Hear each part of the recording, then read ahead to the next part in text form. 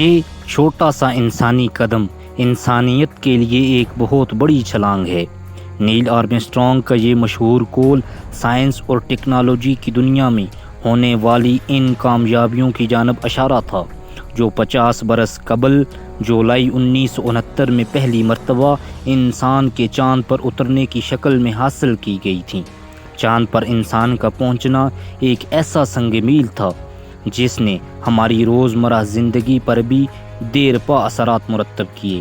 آج کی رقم کے لحاظ سے $200 ارب مالیت کے اپولو پروگرام نے بہت سے ایسے شعبوں میں بھی ترقی کی راہیں کھول دیں جن کے بارے میں ہمیں کچھ بھی پتہ نہیں تھا۔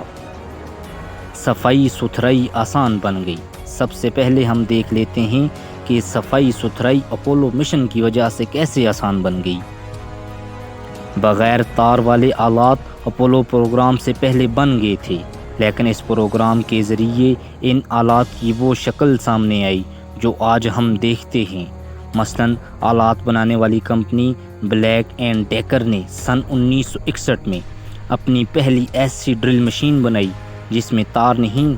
اس کمپنی نے خلا میں سیاروں سے مٹی کے نمونے جمع کرنے کے لیے ایک خاص ڈرل مشین امریکی خلائی ادارے ناسا کو بنا کر دی۔ اس ڈرل مشین کی تیاری سے حاصل ہونے والی مہارت اور علم کو استعمال کرتے ہوئے بلیک اینڈ ڈیکر نے بہت سے نئے گھریلو آلات متعارف کرائے، جن میں دنیا کا پہلا دستی ویکیوم کلینر ڈسٹ بسٹر سن 1979 میں سامنے آیا۔ 30 سال میں ڈسٹ بسٹر کے 15 کروڑ سے زیادہ یونٹ فروخت ہوئے تھے۔ اس کے بعد ہم دیکھ لیتے ہیں وقت کا بہتر استعمال۔ انتہائی درست وقت چاند پر لینڈ کرنے کے لیے لازمی تھا، کیونکہ 1 سیکنڈ سے بھی کم وقت کا فرق خلا میں زندگی اور موت کا مسئلہ بن سکتا تھا۔ اس لیے یہ بات کوئی بہت حیران کن نہیں تھی کہ ناسا والے اس مشن کے لیے غیر معمولی درست وقت بتانے والی گھڑیاں چاہتے تھے۔ نتیجتاً ایسی جدید کوارٹرز گھڑیاں بنائی گئیں جن میں 1 برس میں 1 منٹ سے بھی کم فرق پیدا ہوتا تھا۔ لیکن دلچسپ بات یہ ہے کہ وقت کے بہتر استعمال کے لیے شہرت ان روایتی میکینیکل کلائی کی گھڑیوں کو ملی جو نیل آرمسٹرانگ اور ان کے ساتھی پہن کر اپولو مشن پر گئے تھے۔ اب اس کے بعد ہم دیکھ لیتے ہیں کہ صاف پانی کی فراہمی۔ اپولو مشن پر پانی صاف کرنے کی ٹیکنالوجی آج کئی طریقوں سے پانی کے ذخائر میں بیکٹیریا، وائرس اور کائی وغیرہ کے خاتمے میں استعمال ہوتی ہے۔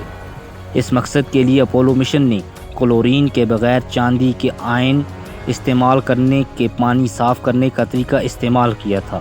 اب یہ طریقہ دنیا بھر میں سوئمنگ پولز اور فواروں کے پانی میں صفائی کے لیے استعمال ہو رہا ہے۔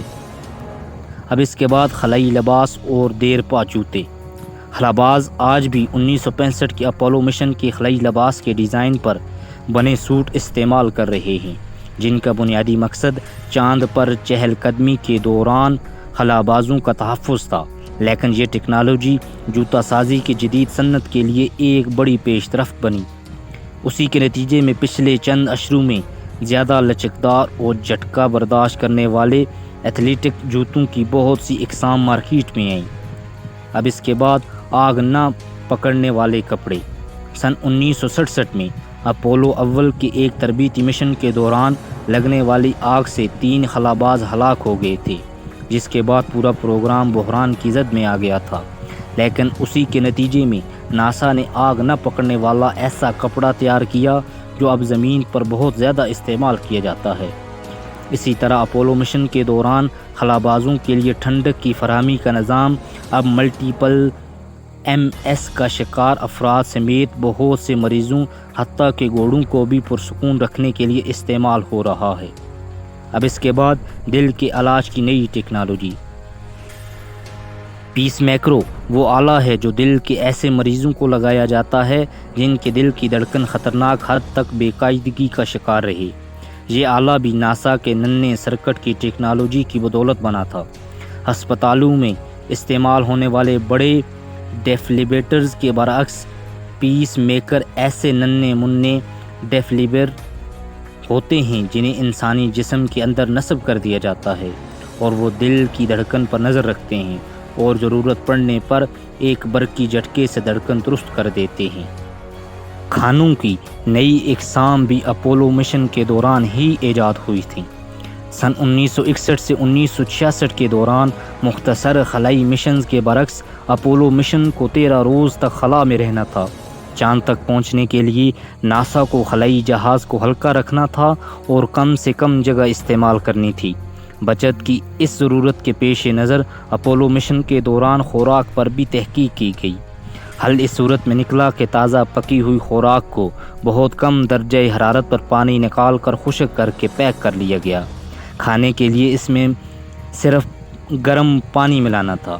یہ خوراک نیل آرمسٹرانگ کے لیے بھی درست ثابت ہوئی اور آگے چل کر کوہ پیماؤں اور کیمپنگ کرنے والوں کے لیے بھی نہ صرف آسان بلکہ بہت سستی بھی۔ اب نمبر 8 پر ہم دیکھ لیتے ہیں کہ جان بچانے والے مخصوص کمبل بھی اپولو مشن کے دوران کیسے ایجاد ہوئے۔ اپولو کی چاند گاڑی کو سورج کی گرمی سے بچانے کے لیے جو چمکدار چادر استعمال ہوئی تھی اسے خلائی کمبل کا نام دیا گیا تھا۔ اس کمبل کی بدولت چاند گاڑی کچن فوائل میں لپٹی ہوئی لگتی تھی۔ اسی سے جان بچانے والے ان کمبلوں کی ابتدا ہوئی جو ہمیں آج عام دکھائی دیتے ہیں۔ ناسا کی ٹیکنالوجی کی بنیاد پر پلاسٹک فلم اور ایلومینیم سے بنے جان بچانے والے یہ خصوصی کمبل کسی بھی ہنگامی صورتحال میں عام استعمال ہوتے ہیں اور جسمانی حرارت کو محفوظ رکھنے کا کام کرتے ہیں۔ یہی کمبل مختلف مقابلوں اور مختلف ہسپتالوں میں بھی استعمال ہوتے ہیں۔ تو دوستو، آپ کو ہماری آج کی یہ ویڈیو کیسی لگی؟